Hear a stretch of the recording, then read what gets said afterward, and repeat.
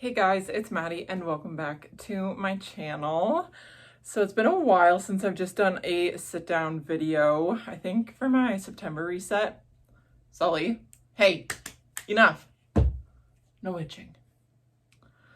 So I wanted to take a little bit just to sit down, give you guys a couple updates in my life, what's going on. Sully is in my room with me. If you hear him being very loud and disruptive, Sully, what are you doing? Can you just lay down? Just lay down. Lay down. Yes, here's the little poochie. Come here, if you're gonna be in the video.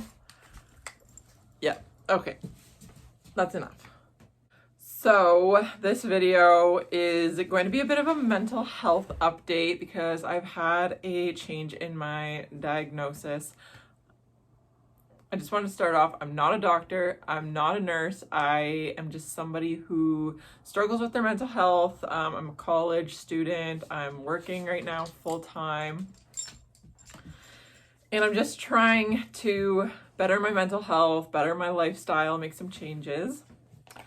But the other day, sorry, I have a light right here because it's kind of dark. It's 6 o'clock right now and it's pitch black out, so there's no good lighting in this house. And this is the only time I can film because I work during the day when there is sunlight. So please ignore the reflection of the light off my glasses. Trust me, it's irritating me too, but we're gonna have to live with it. And I don't want to put my contacts in right now. But the other day, so I guess we're gonna have to go back a little bit. So I've talked about my depression and anxiety a little bit on this channel, but I was on medication for my depression, never anxiety, just the depression. I was on antidepressants and none of those seemed to work. The most recent one made me dissociate really badly and I just didn't feel like myself. The first few didn't do anything. I've been on Seroquel, acetalopram, Trilonex. I've also been on fluoroxetine. I think this is Seroquel. I could be wrong. I don't know. I've been on a whole array of different things and nothing helped. It didn't necessarily make it feel worse or make me feel worse, my depression worse, except the Seroquel. That shit made me so sleepy. And then the most recent one made me dissociate really badly. I'm gonna try and find it. Okay, I couldn't find them because obviously I've thrown them out, but there's been Seroquel, Prozac maybe? I honestly don't remember. There was a whole array of different antidepressants we were trying out because nothing was working. So a month and a half to 2 months ago, I just stopped taking all medication completely and my depression got worse. I couldn't get out of bed. I was always anxious. I always had really bad suicidal idealizations and would self-harm and just was not good. So the other day I called my doctor and I was like, okay, I need to do something. And what led me to calling my doctor, I was on a loop of every 2 weeks. For 2 weeks I'd be really good, super happy, motivated, driven, ambitious, wanting to get stuff done. And then after that 2 weeks I would go into a week-long depression.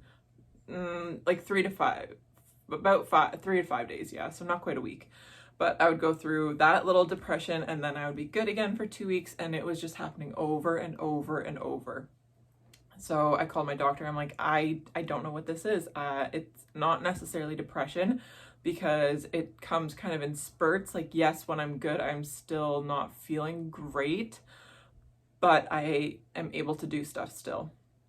I'm still super anxious all of the time.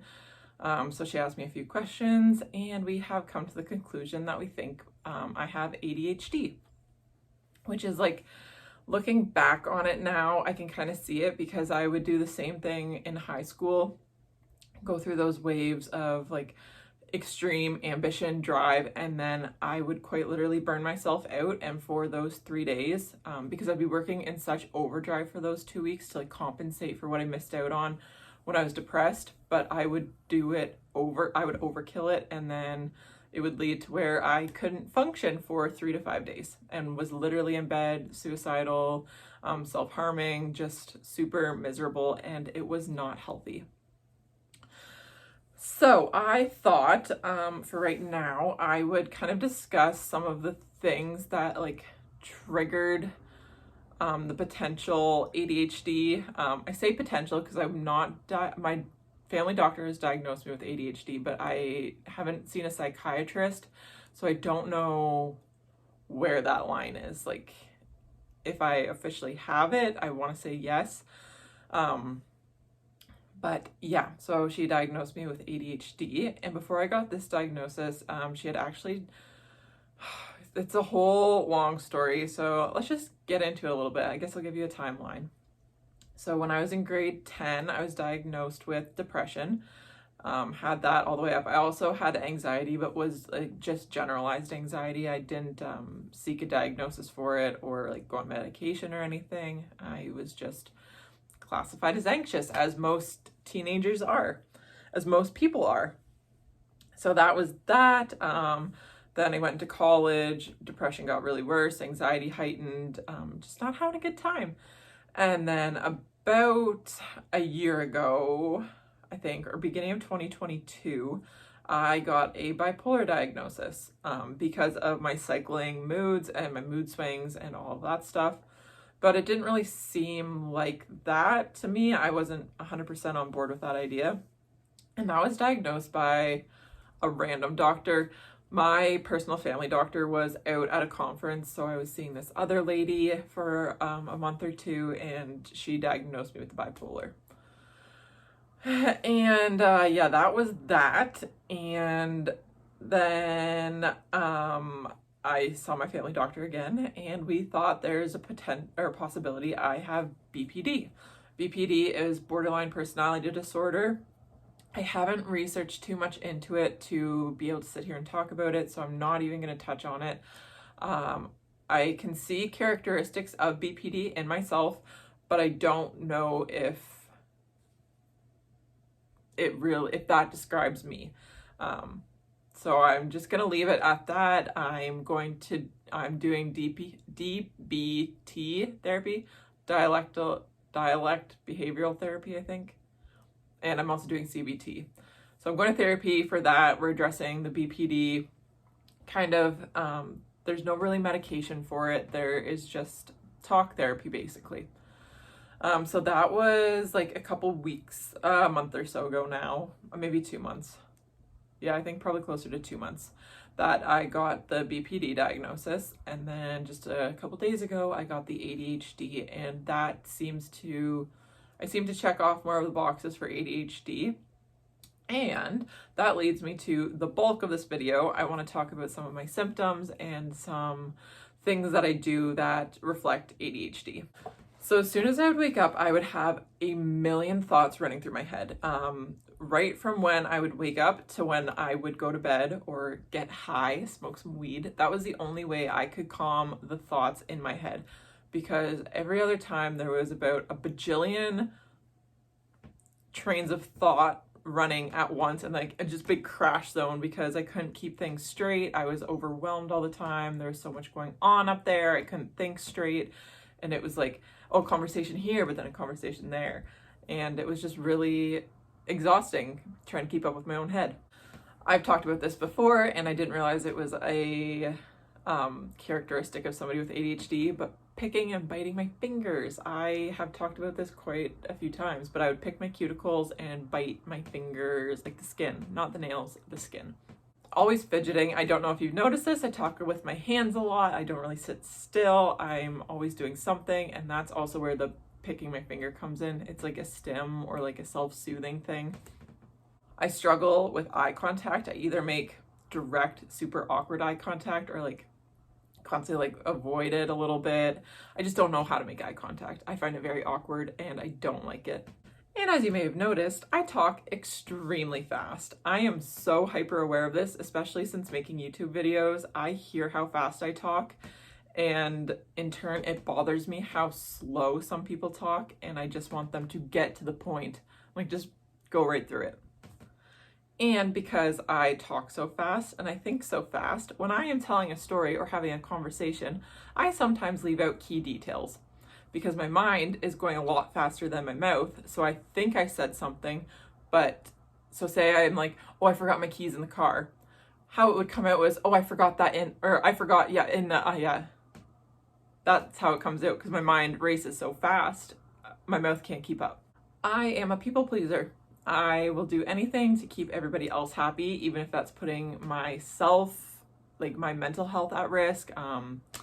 Yeah, I just don't want to piss anybody off. I want to keep everybody happy, keep the peace, and that is not good. I have extremely low self-esteem, extremely low confidence. I am very insecure, and I'm just not confident in myself as a person and who I am, and I am so hard on myself. My therapist actually brought that up the other day in one of our sessions, and like she was shocked about how I talk to myself in my head. Like, seriously concerned. Like I'd mentioned before, I was on that constant cycle of burnout, 2 weeks really high energy, and then a few days where I was super low. And that's because my brain is on overdrive for those 2 weeks. I am doing everything and anything, but eventually the exhaustion catches up with me and I get into this very deep, dark place. So we're trying to find a better baseline and not fluctuate so much. With my anxiety and depression, we tried a whole bunch of the medications and they didn't work because we weren't treating the root cause. I struggled with addiction and being reckless and impulsive. I've talked about my addictions before, substance abuse and all of that fun shit because I have low dopamine, so you're trying to chase that high and make up for what your body's not producing. I'm extremely disorganized and I am always losing shit. I will have something and set it down and forget where I put it or just like misplace it. My room is a disaster. I was gonna show you, but I'm not gonna show you because I'm surrounded by piles of clothes, as you can see in the mirror right there. I really struggle to remember dates and appointments, which is why I have to have like 100 notifications or sticky notes or planners, organizers, calendars, all of that shit. I tend to have some poor self-care and sometimes self-hygiene routines. I will go forever without showering. I hate showering. I forget to brush my teeth. In the morning, I have a very set routine down and I follow that to a T, but my nighttime routine is struggling. I need to figure out a better nighttime routine. So often I go to bed without brushing my teeth because I forget, and if it's not part of a routine, I won't do it. I am very sensitive. Emotionally, I just have a hard time like regulating my emotions. So I am very sensitive, take things to heart, take things very personally, and it just really gets to me, and I cry quite often. I also have very bad time management. I am usually running late and am rushing to get out the door. And I'm just gonna wrap this up because this video is getting quite long and I just want it to be short and sweet. I have about 1 million tabs open on my phone and my computer at any given time because I'm constantly Googling things, looking things up, because if I can't remember something, I need to know right then and there. Like, it bothers me not knowing. So if I see something on TikTok, I need to go look it up. Or if I see a character in a movie, but I can't remember where else I saw them, Google. If I can't remember a song, Google. Need to quickly look at what day Black Friday is, Google. I look up everything and anything. To wrap this video up, I just want to kind of go over what my treatment plan is right now. So I am on Concerta, 18 milligrams for the next, I think there's 60 tabs in here, so like the next 2 months. And in about 4 to 5 weeks, I am making an appointment. I have to make an appointment for within 4 to 5 weeks to see my doctor again, to do a follow-up consult and just see how things are. That has to be in person. Today was day 2 of taking Concerta and it's been pretty good, I think.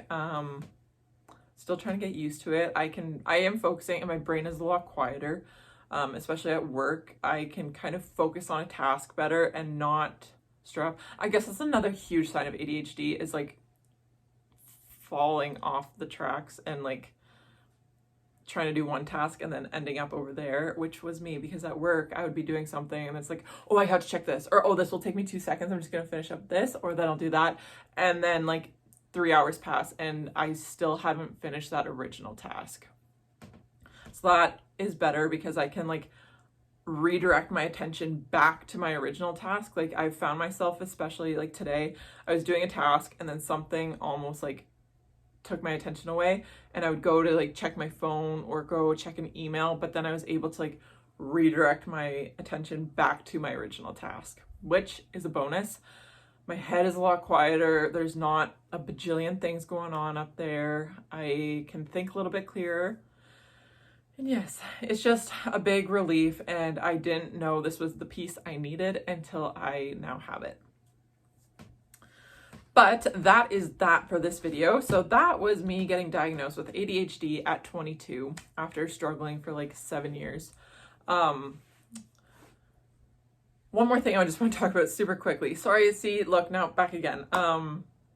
I struggled to finish tasks. Like I would start them, but I would never finish them. And a prime example of that is how I failed out of college for 3 times, because I would get halfway through my task, but then I wouldn't finish it. So then I would fail and not do well in school, not do my homework because I didn't want to, because it wasn't interesting anymore and it was boring.